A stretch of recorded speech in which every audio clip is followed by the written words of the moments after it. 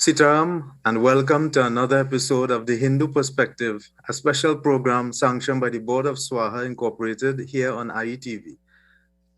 Today, we have another wonderful program lined up for our viewers, dealing with an Recording issue in that progress. we believe is indeed most relevant at this time, especially given the recent national awards and the number of, questions that we may ask ourselves about each and every one of us as citizens of this country. And before we go further, of course, we always begin with our opening prayer. I ask that we put our hands together if possible. We join as we focus upon that Lord who is the giver of knowledge, the remover of obstacles, Gajanan Swami. Om Vakratunda Mahakaya Surya Koti Samaprabha Nirvignam Kurume Deva Sarvakaryeshu Sarvada Om Ganganapate Namaha. Bole Shri Gajanan Swami Ki Jai, Swaha Mata Ki Jai. I hand over to Pandit Jaidat Maharaji, who will introduce the topic for today. Thank you very much, Pandit Ishwar. And once again, we say welcome to the Hindu Perspective to each and every one of you. And as the program is in progress, as we normally do, we invite you to make your contribution. You can call the ITV station at 223-1601. Or of course, you can send your WhatsApp messages at 470-8103. So that during the course of the program, we receive your messages, and this becomes part of our discussions, and it helps us to lead the discussions in different directions. So today we are looking at a particular topic, and we're going to look at the issue of citizenship and patriotism. Why this topic has been chosen will be explained further. And of course, we're going to look at different elements of that as it relates to our own citizens, and of course, our level of patriotism as citizens of this country, Trinidad and Tobago. So that to give you a little more information into the reason for the selection of this program and some background information, I now pass over to Pandit Gyandev. Thank you, Panditji. Dear listeners, viewers, our panel, our esteemed panel, and those who intend to call in, intend to WhatsApp, the numbers will be on the screen. You can make your contribution as we go through this program here today. Now, our late Shankaracharya got a national award. And my personal opinion is, and people could call in and WhatsApp their messages and agree or disagree, that people have died. What is the reason to give them an award? It means you are late. The Shankaracharya has died almost 10 years now. Now, we are not saying we are ungrateful or we are not appreciative of the award. We are saying, generally speaking, it should be a policy or not. That people have died, it means you have missed the boat. Now, when a person gets an award, it's a real area of what we call pride. Anybody will be proud to get an award. But when they have died, they can't have any benefit. Who gets the benefit? It goes back to the basic principle of Hinduism, of charity or dan. When you give something, who benefits? The person who gives is the giver. In Hinduism, is the one who benefits mostly. The receiver is a recipient. If he needs it, like for example, if you give charity, like say a hamper to somebody, the person may need the hamper and they benefit. So when you are giving, the giver benefits more. So in this context, in Hinduism, we are saying to give an award, give it when it is appreciated and can be really, be an area of pride for the person. So you appreciate the award.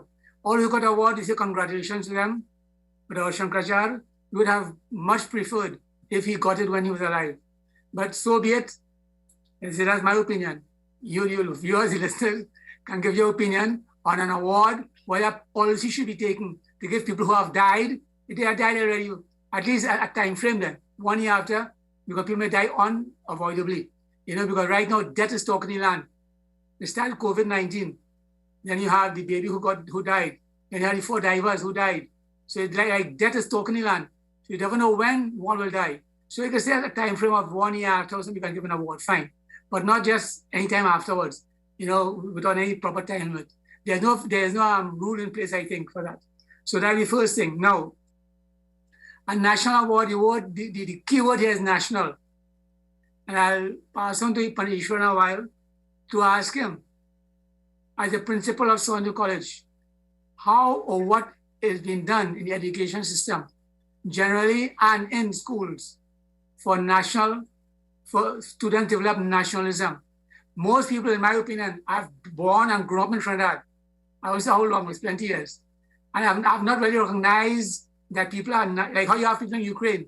They will say, I'm going to fight to the death. I remain and fight. If I get killed, I get killed. This is my land. I'm not going anywhere. I'm going to face whatever comes before me. Do we have that kind of attitude in Trinidad for nationals? Or if something happens, that is them. That is not me. That doesn't concern me. So the point Jaideep made about citizenship. Are we citizens of a land? Are we showing allegiance to that land? Ramayana has influences about paragraphs about that also.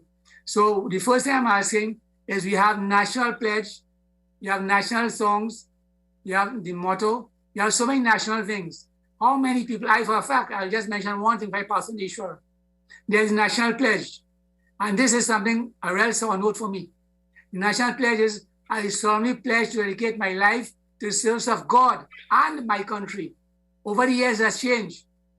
Nowadays, I solemnly pledge to dedicate my life to my God and my country. My country is fine, but where's my God?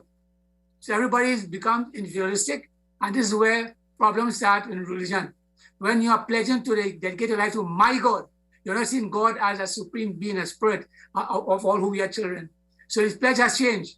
I wrote many letters, nobody has responded to that. How is it a document like the national pledge has changed over the years and nobody, absolutely nobody, looks after it? Whether Minister of Education, whether it is the Minister of Foreign Affairs, whether it's Prime Minister's office, whosoever, nobody, absolutely nobody is going to look after that. And we are saying, on the Hindu view, the Hindu perspective, look at that those national things. Sooner or later, you might it's fine, the national anthem might change.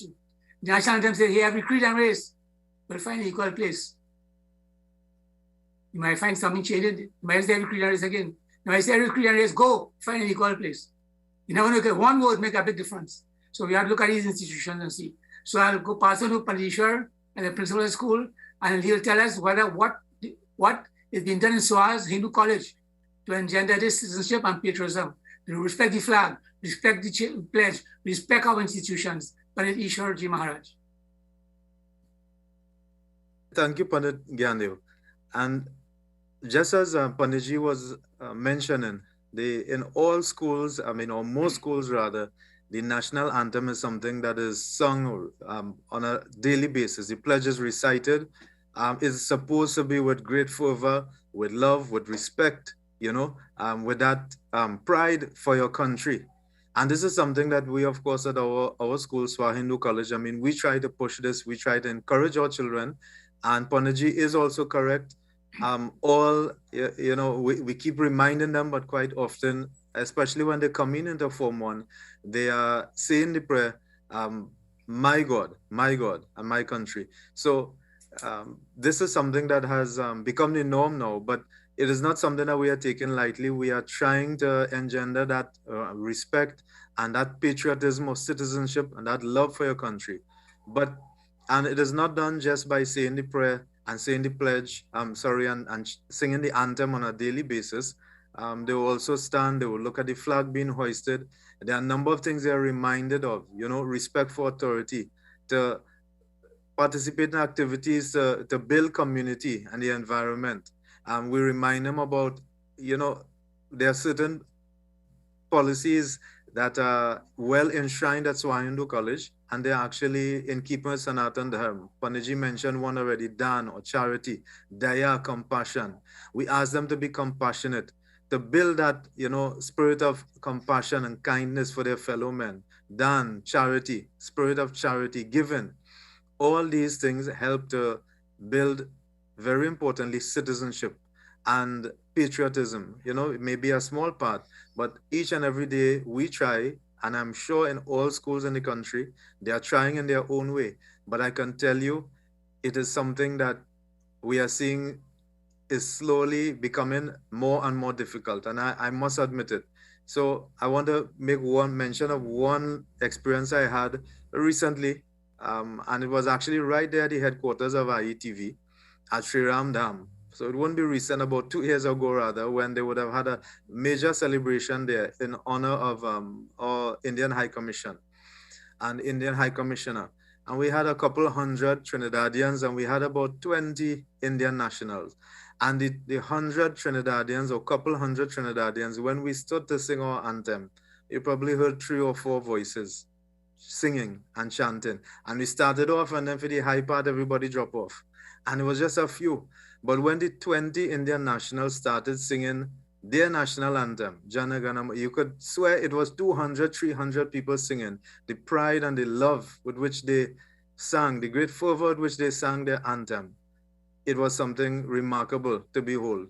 And I wondered, why is it not the same for our children in school? Why is it not the same for all people in the temple? And this is something we'll be looking at over the course of this program.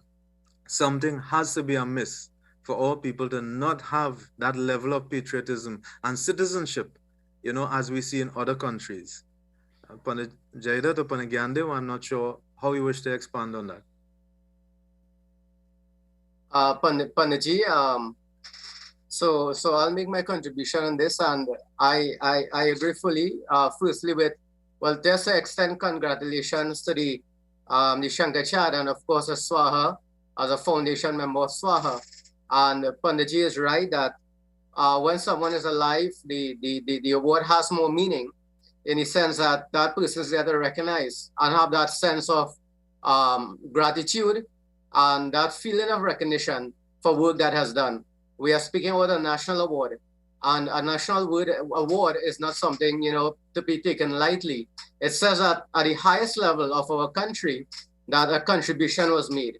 And of course, Swaha being born from the Shankaracharya, that says that, you know, in terms of his contribution to the development of communities, the welfare of citizens would have been recognized. And indeed, this is a credit to our organization. At the other levels of community and the school level, as Pandit Ishwar mentioned, definitely we are seeing many cases where patriotism, which really is that love and passion that we have for our country, it is not being displayed. And of course, you know, we are talking about citizenship and patriotism, which are two different things. That I can be a citizen of a country, that is a legal status. So citizenship, while it does come with certain qualities and characteristics, respect for others, etc., that sense of patriotism is not necessarily linked to citizenship. So I can be a citizen of this country as I am, but I could not be patriotic. And that is reflected in many different ways. And then we have the complete other side of it, where we see in many cases where, as you know, both panels are saying that even the pledge, what is being taught to students, that God is being put before country. And while we do recognize that there's diversity and there are different belief systems, but if we belong to this land, there needs to be some loyalty. And you know, Pandit Gyandev or Pandit Ishwar, they would share the relevant verses from our scriptures that will speak to that loyalty to land, or where we are born, where we, you know, where we originate, and what scriptures tell us about our loyalty to land. But what we see in many instances is that this loyalty or this patriotism, it can become fanaticism. If we believe in our own more than we believe in the laws of the land, we become fanatics. And then, of course, you know, there's xenophobia, there's hate for others. We see that with ISIS. We have seen it now with the Ukraine-Russia war. And all of these are the realities and things that we'll explore deeper. So that we are going to take a break. And when we come back, we'll pass over to Pandit Gyandev, Pandit Ishwar, who will speak a little bit from our scriptures to tell us about what does Hinduism say? What is the perspective of Hinduism as it relates to that patriotism and citizenship for that country, our Janma Bhoomi? So that we take a 2 minutes break and then we'll see you all in a short while.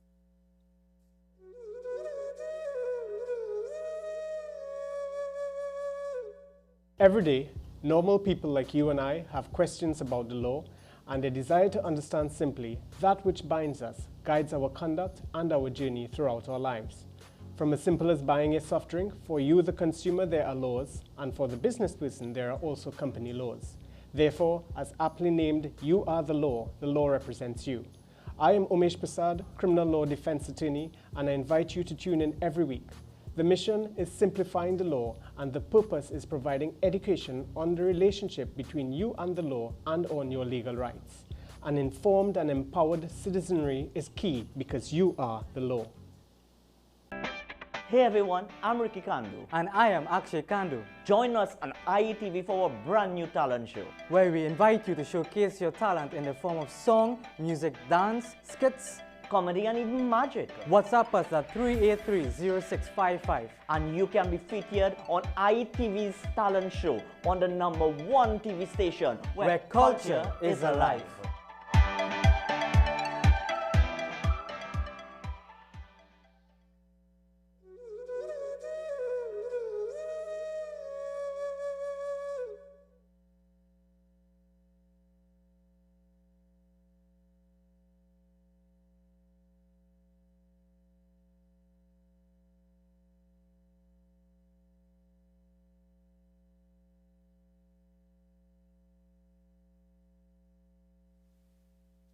Welcome back.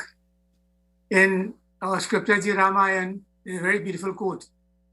And I'll mention it in a while. But first, let me ask the question. How does one show loyalty to a country where you have been born? So I've been born in Trinidad.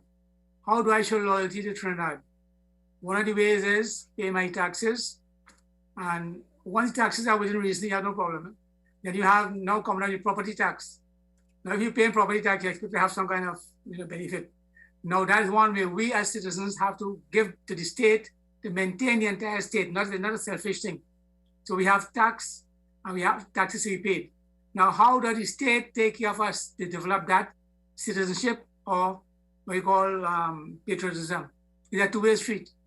And many people feel alienated from the country. This is why there are many deviant persons. Now, there are many ways people can be alienated, whether it is because of race, religion, culture, whatever it is. We are not saying it is so, but these are things which cause people to feel alienated. If I'm a Hindu, let's take an example. When Bajaj Pana became Prime Minister, the first Hindu Prime Minister of Trinidad and Tobago, there was not a Gita in the parliament from this swearing on. Now, these things will turn off people. Obviously, it was corrected later on. We can analyze and see what are the present day situations where people feel alienated. Is it the Muslims feel alienated, the Hindus, the Christians? Who feel alienated and what causes it? So we look at the state. Is the state looking at everybody? And I'll come to Jared in a while, because there are institutions like Equal Opportunities Commission. There are many institutions which are supposed to deal with these things to prevent alienation. You have the ombudsman. You have a problem against the state. You can go to them, write to them, and let them know what has happened. So we are saying there are a two-way street. One, we as citizens owe our tax and so on to show responsibility to the country we're born. And two, the government of the day, of any day, needs to take care of the citizens in the rightful way. And mine goes immediately to, if I go to say that, today this one Trinidadian, and we are glad he came out of Ukraine. And the government, the Foreign Affairs Ministry had a big press release and so on. He is safe, one is safe. But we had 4 who died, Trinidadians who died in Trinidad, in Trinidadian waters. And we are not hearing anything. What is being done? So this is what causes alienation. When the government, the state is not looking after, it subsets. So you have people in Trinidad have been not being looked after. And that causes alienation or lack of citizenship, or people do not develop patriotism. Now, so like I said, you have institutions to deal with that. You have the courts, you have various courts, and you have the Equal Opportunities Commission. So you have many things. So for instance, you have institutions, Caribbean Airlines, you have Petrotrin. Well, you had Petrotrin, you had so many nationalized industries. What happened to them? Are they looking after the people, or just disband them with a blink of an eye? So I want to Panajayda to elaborate on this topic of what are institutions we have which can look after, care for our citizens, where they have a redress to turn to. Panajayda. Thank you, Pandit. And as you mentioned, Equal Opportunities Commission, and there are many more. And they deal with various aspects of the life of citizens. So, for example, social welfare, and all of these institutions are really meant to give our citizens a sense of belonging. And just to go back to the root cause of the issue, we are saying that while patriotism, we have all of these emblems. You look all over in Trinidad and Tobago, you'll see a flag, you'll see the coat of arms. There's no shortage of that. Since we are children, we are all exposed to that. And Panadishwar can attest to this, being in a school, that it is part of the curriculum. That is one aspect of it. We sing the national anthem at every event. But what we are not seeing is the impact of that. So while this is the case, we are seeing more and more incidents of persons who are leaving the country, they are migrating. And the question is asked, why? Why is it? Is it that these persons are lacking loyalty to the country? Because we have defined patriotism as that love for country, that attachment, that respect for country. But there are many, many factors that would impact that. And while we are speaking, I mean, a lot of it is based on what we as a panel say. And again, in a while we'll go to our messages, etc. But at least what we are seeing, and for those of us who are in education, community work, many times there's neglect of certain groups in our community, whatever that group may be. We can talk for ourselves. So what I can say is that even for ourselves as persons of Indian origin, that we are Trinidadians, and there are persons who say that they are no hyphenated Trinidadian, a Trinidadian is a Trinidadian. And that's not the case, that all of us, we are influenced by our ancestors and our roots. And if we do not recognize that, then that contributes to the problem. So Diwali, for example, was not always a public holiday. And I think that under that same administration that Panagani spoke about, that there was lobby, if I don't have my history wrong, and then eventually that became a public holiday. And this is the way that things are done. But besides, as it relates to religion and ethnicity, etc., we see many other instances, so that you are driving down the road and you see someone just throw something outside the car. There's pollution, massive pollution, that persons will go to different places and they're going to leave rubbish and all of that. And it says that these persons do not have love for country. And what does it come back to? Panditji mentioned these various institutions. Is it that they are not working? Or is it that they are not working in the way that it is supposed to work? Or that the services that is supposed to be offered is not given to the citizens in a way that makes them feel comfortable? And the other panelists will speak, but I just want to end by speaking about one issue. And there's what we call whistleblowing legislation. And we encourage that if you see any issues of corruption, that we report it. And in reporting it, the hope is that in reporting these things, that the right action will be taken by the authorities, whether it be the police service, whoever it may be, and that they address these things. And we have seen incidents recently where persons have done their civic duty and they have identified where there are issues of corruption and what was the outcome. The innocent life was lost. We have the case of Andrea Barrett in particular, that person in a very brutal way, she was kidnapped and murdered. We all know that it touched the heart of the entire nation. And what was the reason? When investigation was done, it was understood that the reason is that she found out something that was corrupt and that was taking place. But we are told by the authorities, and we encourage that, if you see something going wrong, come forward, be a good citizen, engage in whistleblowing, let us know what is going wrong. But if a citizen does that, then they have to fear for their lives. So Panditji, in answering your questions, there are many, many institutions, too many for us to name and to go into the details of what they do. But I think that the point that we are identifying, what we are seeing is that, how impactful are they really, and how patriotic those citizens feel. And if they are not feeling as if they are part of the country, what is the reason for that? Do they feel that these institutions are working for them? And what is the reason for the level of pollution and lack of care that we see among our citizens? Is it that they are bad people, or are there other factors that are impacting on this? So, other members of the panel, you can make a contribution. Are you sure? Yes, yeah. Definitely, Panditji. I think that's a relevant question. Why are we seeing that the level of patriotism that one would expect is not there? And it comes back to it comes back to the issue of governance, leadership, perhaps. And we are not speaking necessarily about this, our present government, but in general, over years and decades, what have our people endured here in Trinidad and Tobago? What have you endured as, devotees of whatever organization may belong to, but certainly many of you, I'm sure, are members of Swaha Incorporated, followers of Sanatana's Hindu Dharma. So I want to quote a couple, or make mention of a couple verses from, or instances from Sri Ramcharitmanas. There's one in Kishkinda Kand, a popular katha, Prabarshan Parbat Katha, as many of you would know, where Sri Ram, in speaking to Lakshman, giving him wonderful advice and likening what he's seeing around in the monsoon season and looking down from this beautiful hill or this parvat he was upon, and he looks at two trees, the Ark and Jawaz trees, and he says that, oh Lakshman, the leaves are fallen from these trees in the same way that the plans and the wicked actions of the evil-minded individuals, they bear no fruit, they come to naught, where a country is governed with good leadership. So the Lord is saying this to Lakshman. He looks at trees that he's seeing in nature and he says, Lakshman, this reminds me of the kind of leadership that exists in a country.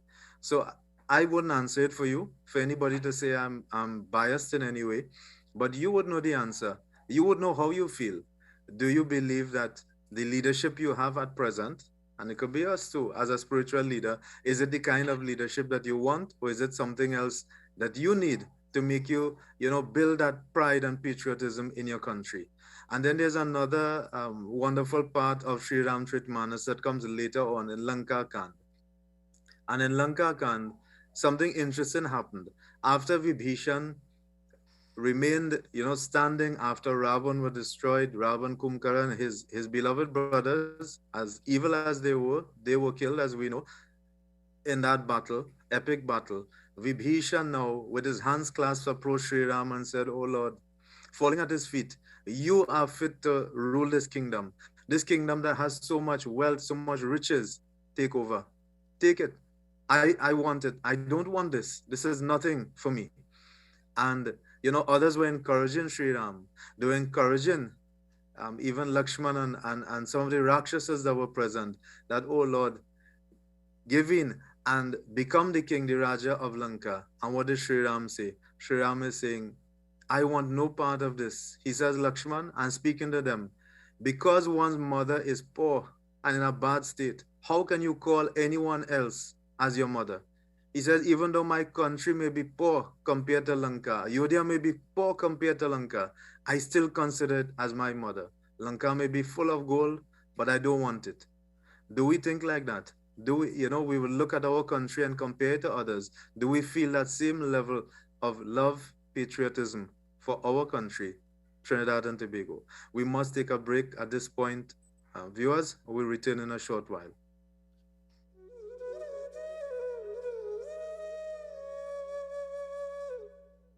Have you heard of the Beautylicious Caravan? Come partner with us at IETV. We are looking for the professionals in TNT. Are you a makeup artist, hairstylist, nail tech, a barber, or a person who sells all the professional products? We are here to share your knowledge, your skills, and do demos with you. Come on, partner on with us at IETV. Contact me at 756-1764 or ani.ramsamuj@gmail.com. See you soon at your location. We all want to save money without compromising on the best quality insurance coverage. If you are renewing your motor or homeowner insurances soon, then call us at Ekta Consultants. With over 27 years in the insurance industry, we can offer you significant savings on your insurance premiums.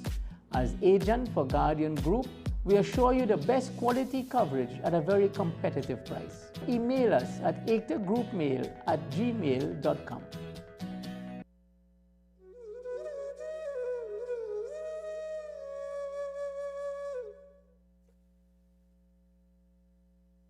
So we have the Hindu perspective from our Ramayana about our land. And long ago, well, maybe it still happens, many people ask, Some people suggest that India is the grandmother and Trinidad the mother. Now, I don't want to that kind of semantics. This is the land you have been born in. Your cultural ties are from India.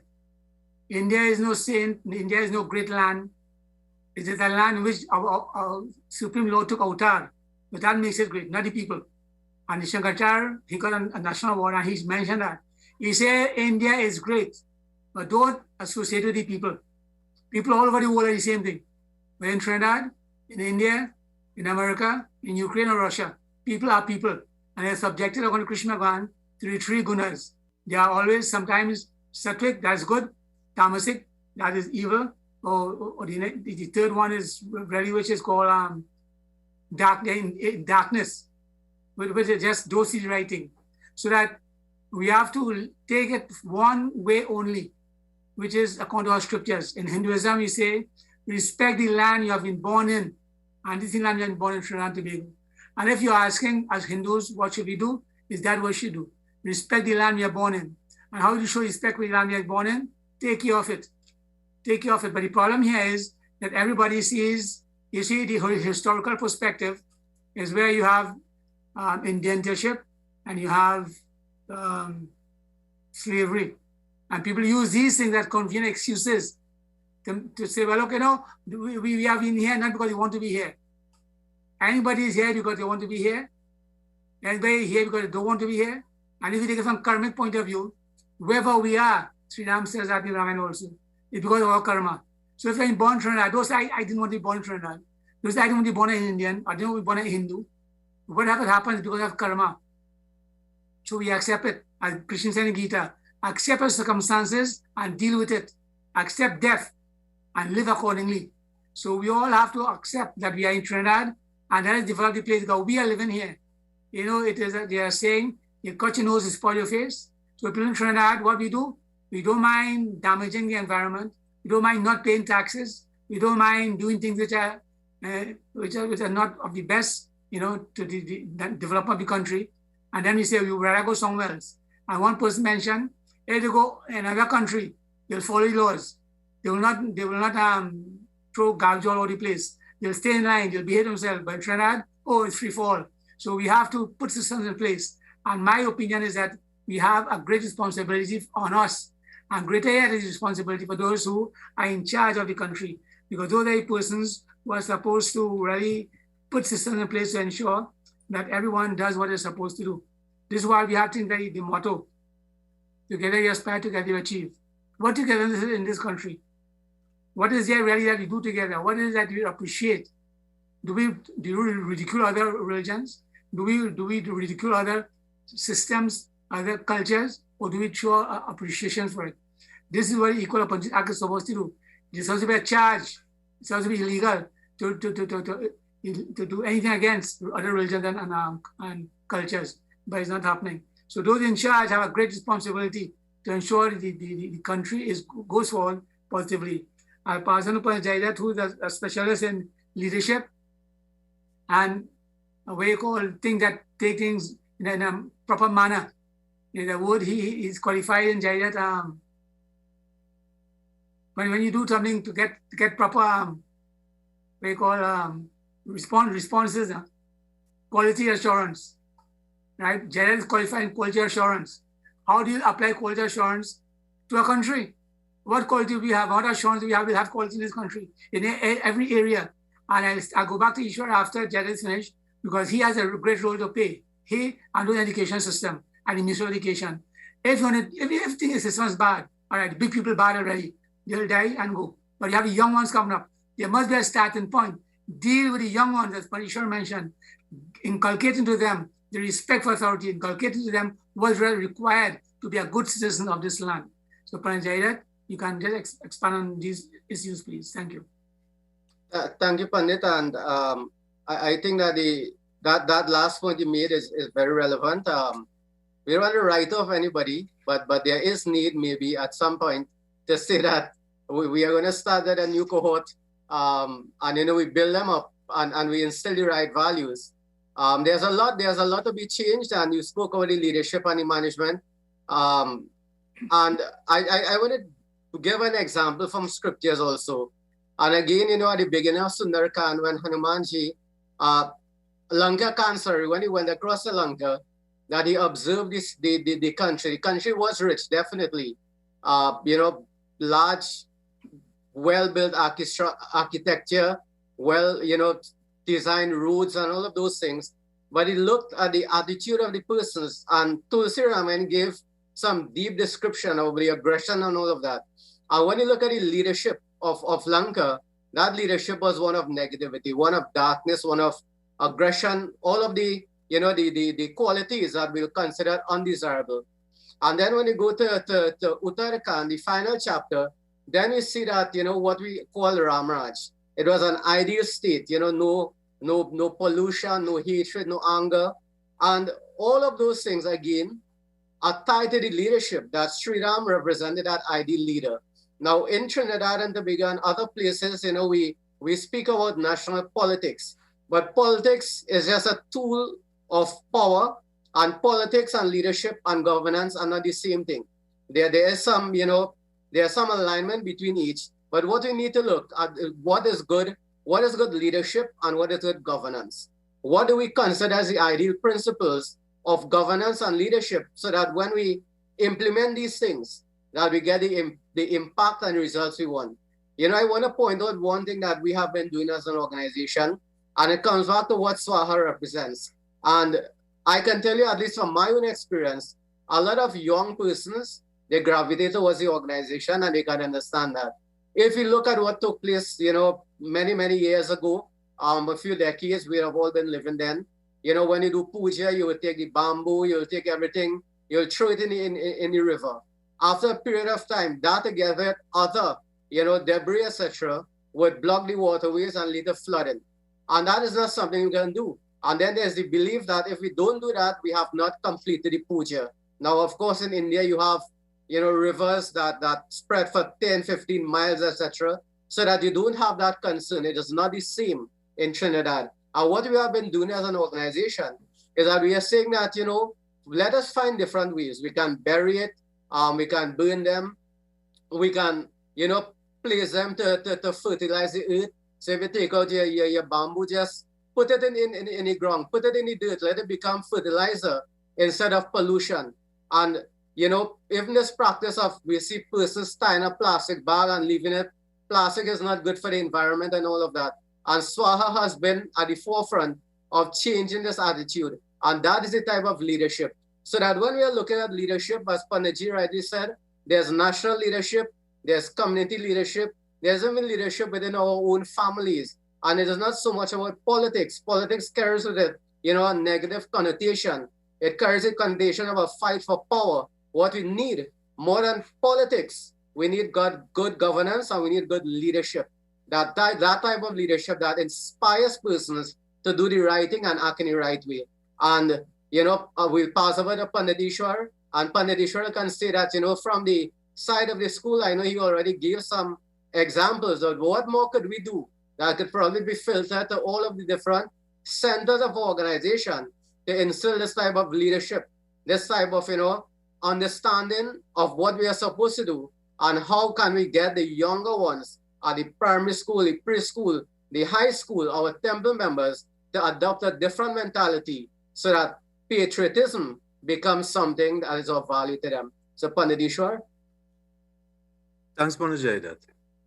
So, there are a number of things that I know we have been doing at SWAHA, and I'm sure throughout the country, length and breadth of this country, there would have been various groups and schools, institutions that are doing similar things, trying to build citizenship and to help each other really develop that love, that same type of love that we said Sri Ram had for Ayodhya, that respect for his motherland, for his country.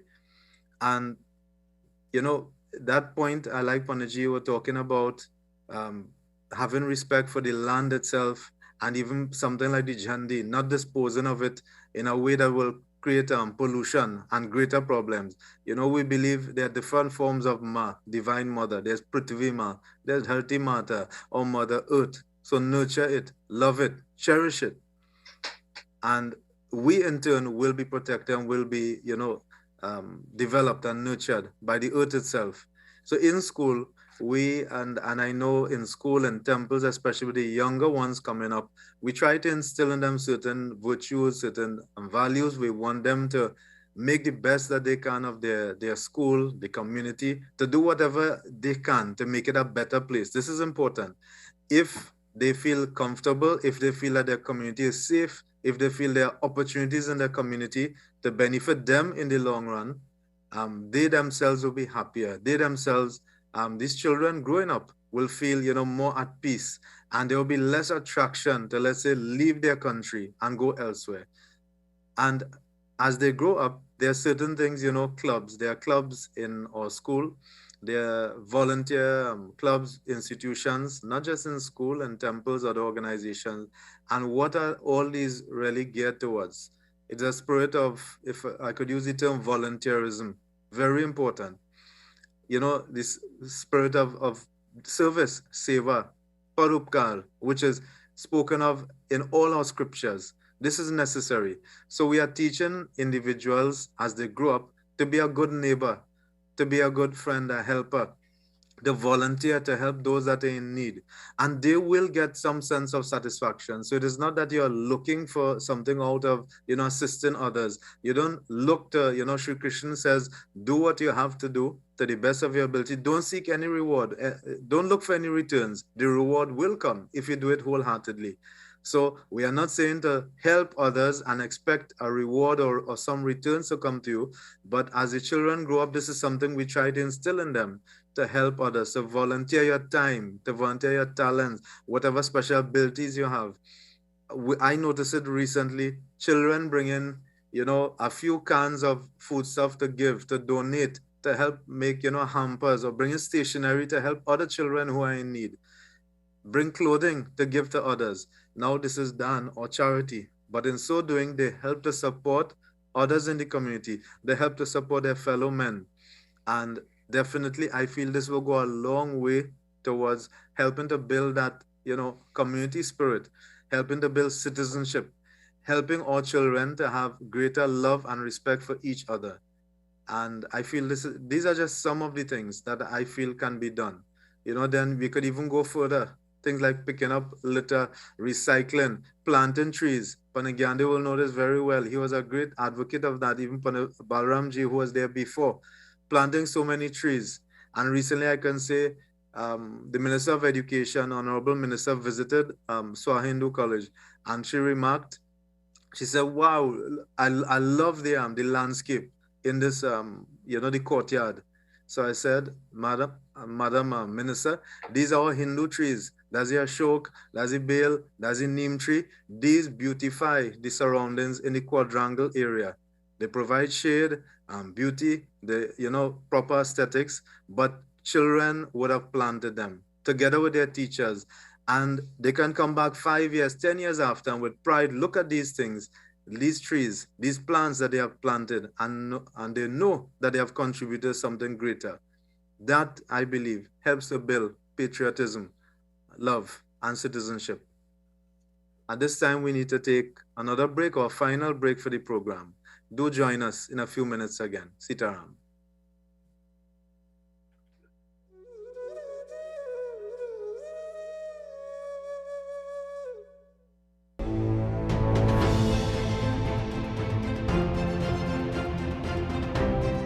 Welcome to Burning Issues on IETV. Burning Issues is a contemporary show that is going to be dealing with current affairs. While we talk about the pandemic, while we talk about the issues of health, crime, be it public utilities, be it taxation, be it the economy, how we diversify. It is now for us to talk about these issues, and this we will be talking with in the show for the next few weeks on IETV with Dr. Manjrika Bahal and I, Vishnu Raghunath. We talk burning issues.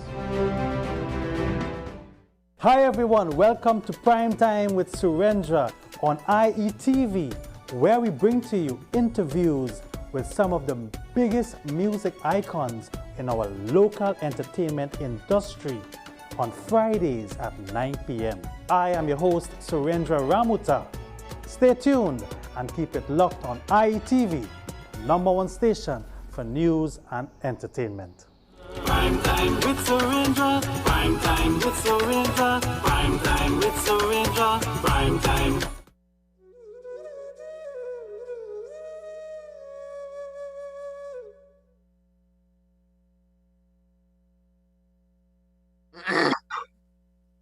Welcome back, viewers. And at this time, we're going to take 1 or 2 questions. And as we normally do, there are many questions, but we take the ones that are most relevant to the topic that has been discussed. And the question really has to do with this issue of, religious belief, religious law, and the law of the land. We are talking about patriotism. But as we all know, persons like us, we are considered persons of Indian origin, or PIOs. And we have certain practices. And I remember when I was in primary school, we would have to put on a little costume and play carnival and all of that. Now, what is being asked is that how do we balance that?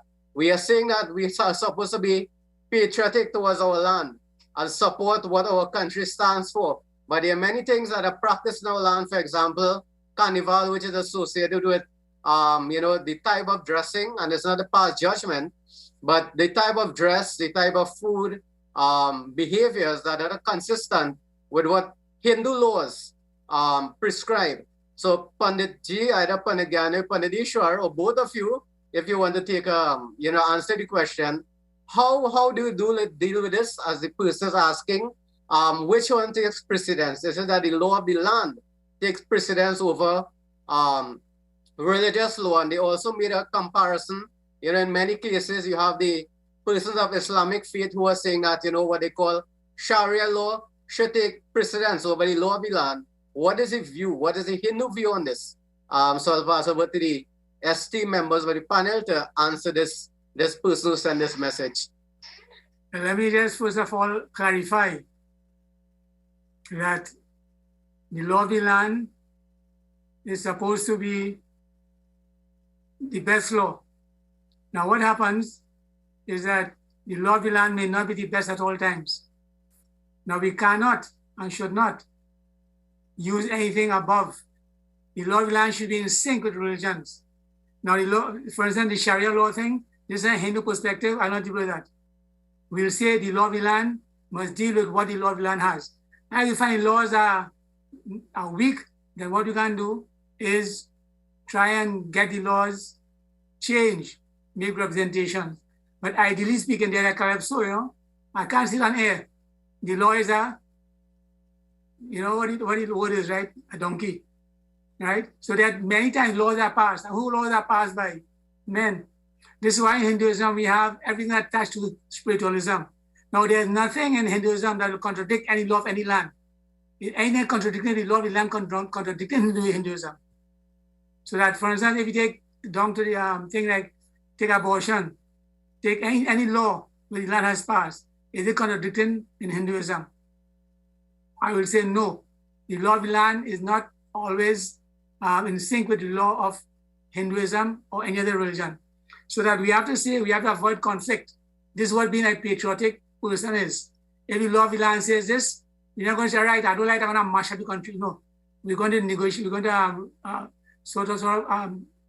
go and get people and get things done. Agitate and get people to change the law. We have many bright lawyers. And I don't want to campaign for anybody, but many of the bright lawyers are Hindus. And they can go forward and raise the issues. So that if it contradicts our religion, we can look at it carefully. So the question specifically says, if the law of the land contradicts Hinduism, I can say clearly, Hinduism laws have been tested for years, for millions of years. Sri Ram was on earth. I will check the internet, you will see the bridge was built 7 million years ago. And that's a fact. That is NASA said that. 7 million, 1,000 years ago that bridge was built. So the laws of Hinduism are a long time. And the laws of the land came when we got independence. So before we had independence, we had laws. After having independence, we have different laws. And maybe later on, before we were a republic, we were a normal independent country. Now we are a republic, the constitution changed. The constitution should change again in the future. So the constitution that changes, and Krishna Bhagavan says in Gita beautifully, anything that changes continuously is not real. So the law of the land can change. The law of Hinduism, the laws of religion are not supposed to change. And any law that man make, and that big distinction, no matter what religion you're talking about, if man makes a law, you say, all right, that can change. But if the law comes from the scriptures, it cannot be changed, should not be changed. Are you sure? Thanks, Bonaji. So there's some words that I know many of you, certainly those who go to your various mandirs and centers of Swaha, you would have heard quite often, words like kulriti, gauriti. Right? These are the customs that and traditions that in many cases have developed into laws, definitely in India. And it's a similar situation here in Trinidad where we would have, come down from that colonial tradition. And a lot of the laws you are seeing are changing, as Panditji just mentioned. And I want to endorse the call and the statement he made. We have a lot of talented Hindu lawyers, Hindu, attorneys and geniuses in their own right, and professionals, not just lawyers also. And I think what is needed now more than ever is a very strong, Hindu think tank. This is something that's needed. And we, in fact, this Panditji, Pandit Gyandeo, Pandit Jaidat, and the Dharma Mandala Swaha, in conceptualizing this program, this was one of the, motivating factors to do a program such as this, to encourage others to actually think, put forward their intellectual thoughts on some of these issues. And we want people to come forward, because change needs to take place in this country. Change needs to take place, not just in the country, in the world. And certain laws definitely have to change for the better. And as Panditji also said, I support that view. Our spiritual law, Sanatan is Hindu Dharma. Sanatan Dharma does not change, but the law of the land can change. But to answer the first part of the question, if I remember that Panditji posed, where individuals or someone asked about, let's say, carnival. I use that as an example. Should we participate in carnival? Because that goes against Sanatan and that goes against my teaching. But I wanted to look at Saraswati Mata. So think of Saraswati Ma. Saraswati Mata holds the Veena. She holds the Veena. What is the reminder there? Yes, she holds the Mala representing, spiritual knowledge. She holds the book, Ved Mata. Secular knowledge, we may say scriptural knowledge, but she holds the Veena, telling us develop artistic side, learn to play an instrument, learn to paint, learn to, sing, develop that side, that aspect of your character and your own abilities, which is innate. Every individual has some talent, I haven't found mine as yet, right? But we had to look, keep searching till you find your talent, and if you are a believer of Sanatan Dharma and you love Saraswati Mata, you worship Saraswati Mata, she's saying, develop that artistic side. So you can be a staunch Hindu and supporter of Sanatan Dharma, supporter of Swaha, but you still help make a carnival costume because you look at the artistic side of it. You can help compose a calypso, but of course the lyrics is what is important, the beat is what is important. All these things, it doesn't compromise your principles as a Hindu, as a follower of Sanatan Dharma. That's my opinion with respect to conflicts that may arise in such a case. Pandit Jaidat?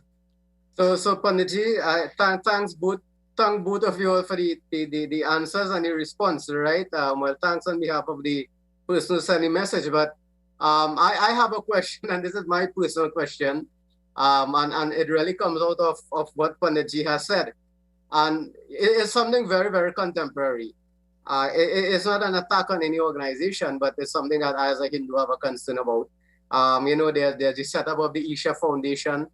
And recently there's this massive Mahashivratri celebration in India, where you may have over 100,000 persons. And one of our own sons of the soil, Marshal Montano, would have attended that session on a Shivratri night. There's this thing of soca, etc. And you're saying that there's music and talent and all of that is part of all of these things. And my question to you, and although it may be a little off what we are saying, but it's still linked to the question that was asked. What is our view on that? Many said that, well, the idea of Shivratri is to wake for the entire night. But I know that we wake by doing certain rituals and rites. Whether jumping up the soca and dancing is something that is considered acceptable. And how do we see something like that? The passion that he may have had, the respect that was shown for our way of life, For Hinduism, he did not disrespect it, but at the same time, the music and all of those things that was used may not be consistent with what we are accustomed to. So I'm just asking if both of you are familiar with this incident, what is your view on that? Because it is something that many have been asking. If myself, as a pundit, what is my view? I have not given answers yet, but I would be interested to know what you have to say. Well, let me just refresh the memory of what I said, that Shankaracharya said that India is a great place, but the people don't associate the people with the place. And in my personal opinion, you rightfully mentioned that Shivaji Night to wake out, paying respects to God, jumping up and singing, whether it's Marshall Montano, whether it's some Indian singer from deep South India, or wherever it is not fulfilling the premise of Shivratri. So that when this Isha Foundation does what they do, they know what they're doing. But I won't subscribe to that. I won't go to a Shivratri celebration where you have to just wake for waking's sake. Otherwise, the celebration Shivratri every night is, as you rightfully said, is to concentrate and pray to the Supreme Lord. It's to be a Shivalaya. Shivalaya means a place of worship to God. So that what he did, fine, that is good. That is interaction. Because if we bring in the Isha Foundation leader to West Indies too, so it's a give and take, maybe, arrangement. So that in terms of Shivratri celebrations, I don't subscribe to Isha Foundation. We are celebrating Shivratri, especially those things that keep you awakened. So you come like taking 2 steps forward and 2 backward. You're jumping up and singing and playing your thing, but unless you are a gun, follow Lord Shiva, and he is in present unit, very different. But in terms of actually just waking for waking's sake, I have nothing against Calypso, no, the person who sang it, Suka. But one thing I want to mention, he carried Rasai's daughter, and I hope the Indians saw this. She showed total respect to the night. She wore an orni and long clothes. Check and see if the Indians did it. No Indian, I see any Indian to orni there, covering the head, show respect. She did it. So I congratulate her that she showed respect to the occasion, and she acted accordingly. So that in synopsis, Ishwar has said that I do not condone waking up for waking out's sake. Otherwise, you could have a party Shivratri night, you can have your cooking night Shivratri night, and let it go. Ishwar, we run out of time.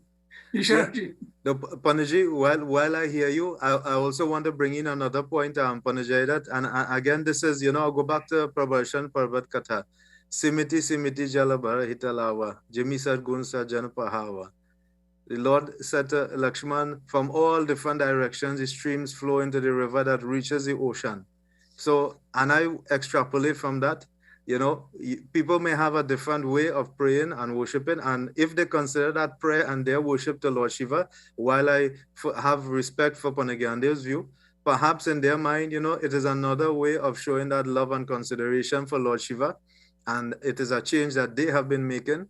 And certainly, perhaps they will benefit from it. So this is what I would wish to leave us, or viewers, with. And there's a lot more to be said about this.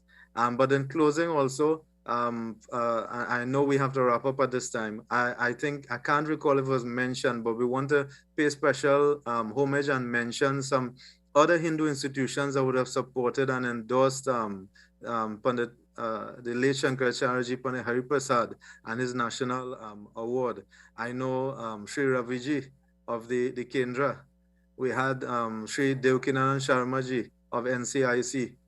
And I think even from CL Communications, there was Mr. Tony Maharaj, and there would have also been, I understand, congratulations were received also from the Hindu Women's Organization, Mrs. Kamla Tiwari. So I mentioned these just to let you know that there are other Hindu entities and bodies that have joined with us, and we are united, and we continue to show that united front as we wish to move forward and build a Trinidad and Tobago that we can all be very proud of. Sitaram, dear viewers, and I do hope you join with us once again next week. Bole Shri Swaha Mata Ki Jai.